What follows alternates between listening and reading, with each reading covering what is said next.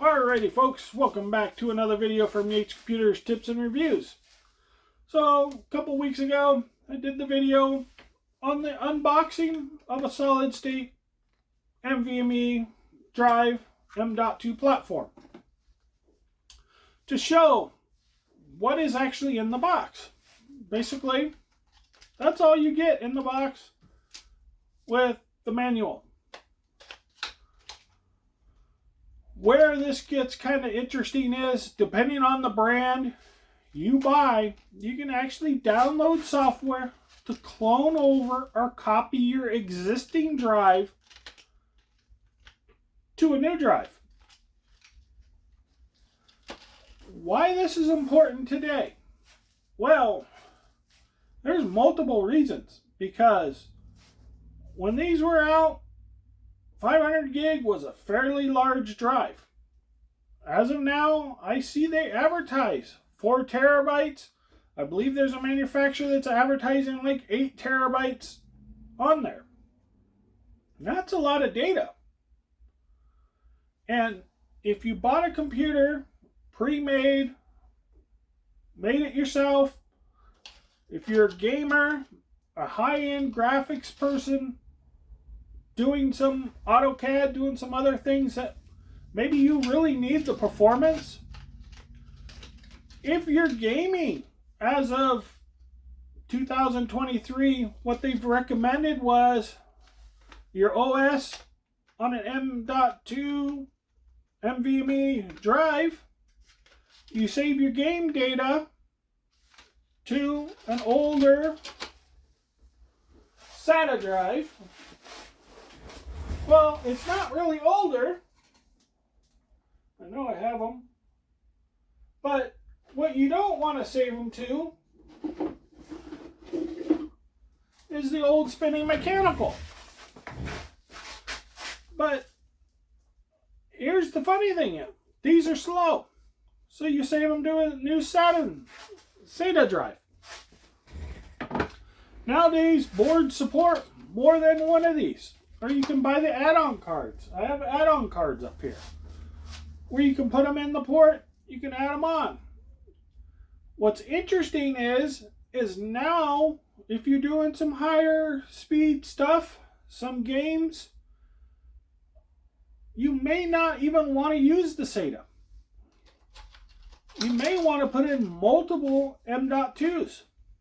These are so much faster, perform better than a SATA drive. Better than an M.2 SATA drive. M.2 SATA and SATA drives are basically the same. Platform's different, the pin structure, but the performance is basically the same. Knowing what version you have, what kind it is, what speeds, what read and write speeds, all of those type of factors will determine this. So, I want to say right now, go ahead and pause this video, head on over, hit subscribe, and come on back.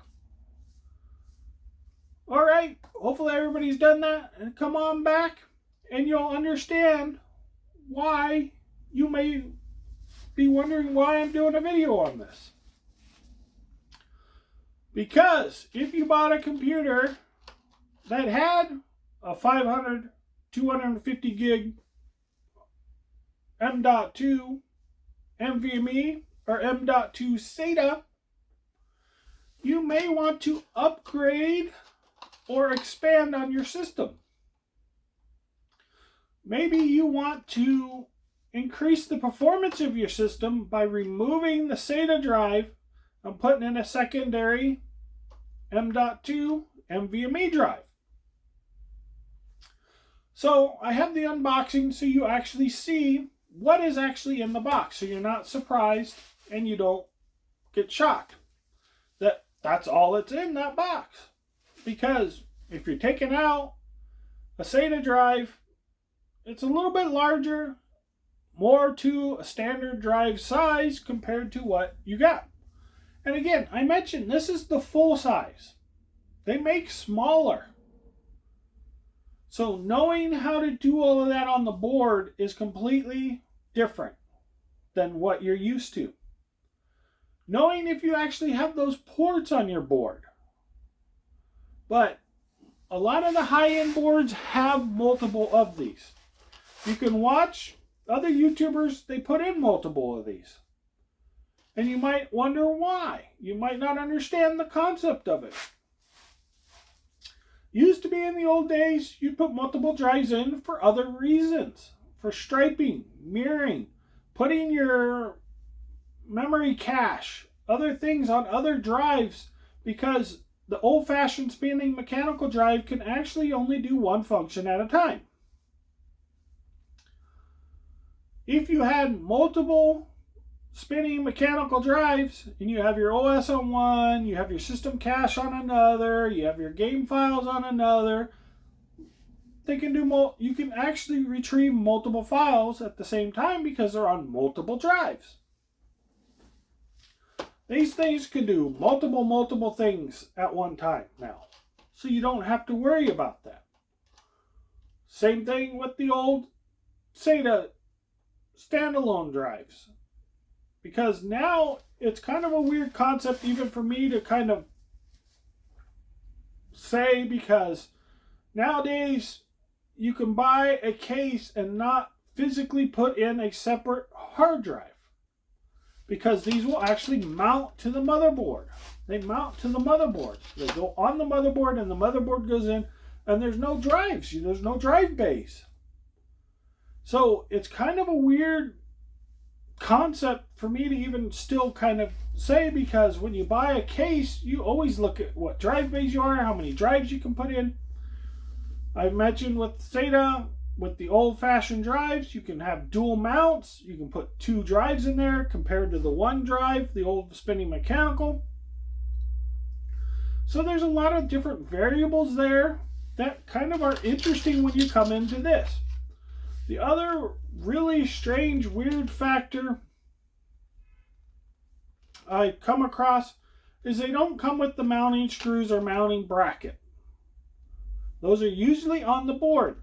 But a lot of boards will have the mounting pin on there, but they won't have the screw. So you have to get the screw to hold that down. Or there's a little plastic lock-in, or there's some other mechanism you can use to hold that down. So I wanted to go through that variable, and that was why also I did an unboxing of this product, so you actually see what is in there. Because if you work on computers, if you're going to change one out, put a new one in, you're probably not going to have any issues, because you're going to have the right size, right format, and everything. The screw will be there. You can take that out, put that in. You can reload OS, reload all your software, do a clean install. If you have a second slot, does it have those components you're going to need to mount this? You might have to find a screw. You might have to order the mounting bracket with the screw from the manufacturer or whoever, or online. So these are some of the little variables there. And then, depending on the make and model, there's cloning software you can download. I wanted to make sure people are aware of that, so you can transfer over. Maybe you have a new computer you're buying or making, and you have SATA drives in your old one. You're going to transfer all that data over to the new one. You can plug the SATA drives right in, boot on up, run your computer, do all of that stuff. But maybe you want to change over to an M.2 NVMe later for the performance factors. You can put these on the board, do the migration, copy of the software, unplug the other drives, boot onto that, and you're done. So this is where it came into the gaming high-end performance of computing. Because when the SATA drives came out, those were like, well, everybody's got to go to them. They're so great, blah, blah, blah, blah. You heard all this talk about them. The prices were so high. The prices plunged. Pooh! Because these came out, the prices just plunged. They dropped like a rock. everybody started jumping to them. I started recommending them to everybody. At this price, go for it. You can't, yeah, you're not going to get all the maximum performance. You're not going to get all of this type of stuff. Now these, because of where the tech levels are, boom, have plunged. Now, these are really recommended. Recommended for everybody. Not just high-end, not just gaming. I recommend them for everybody. If you want a computer that performs better, they used to tell you, just upgrade to a solid state. You'd hear that a lot. Upgrade to a solid state. This is considered a solid state drive, but there's different classes in the solid state drive. I have all the videos on all of that, so head on back into the channel and find all of that stuff. There's a lot of information out there. So this is just a little short video because this is really one of the key parts to gaming, because the best recommended practice that is out there right now is to use that with a solid state drive, because the solid state drives had more space on them to save your game data. I believe it's 8 terabyte, maybe even more. I think they're even larger than that right now. I haven't really looked at what the largest size solid state drive is that I can buy. I believe it was 50 the last, I think, maybe more. But I don't need that space, so that's not something I'm looking at. Again, now if you're looking at a server line or you're looking at something of that sort, you might be looking at those kind of drives. These drives are also going into servers nowadays. So this is one of those little variables that are out there that I wanted to bring up. That nowadays servers are running off of these. There's a huge performance boost. Huge. Especially when you're running VMs and other things.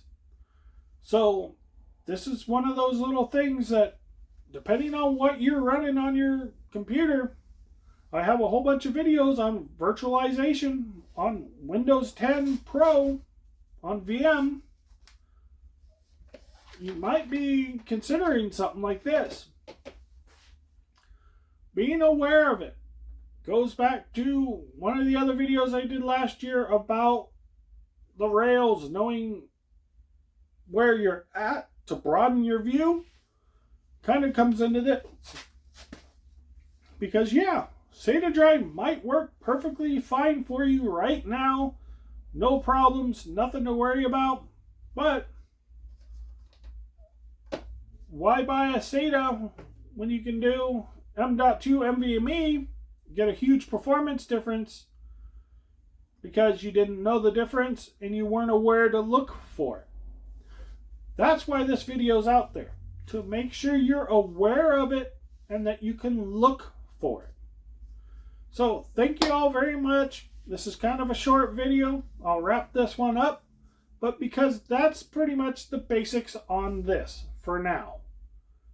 There's not a whole lot more to cover. There's a lot of other, if you want to know the differences between NVMe, SATA, and all of that, go back, watch all those other videos. Thank you so much.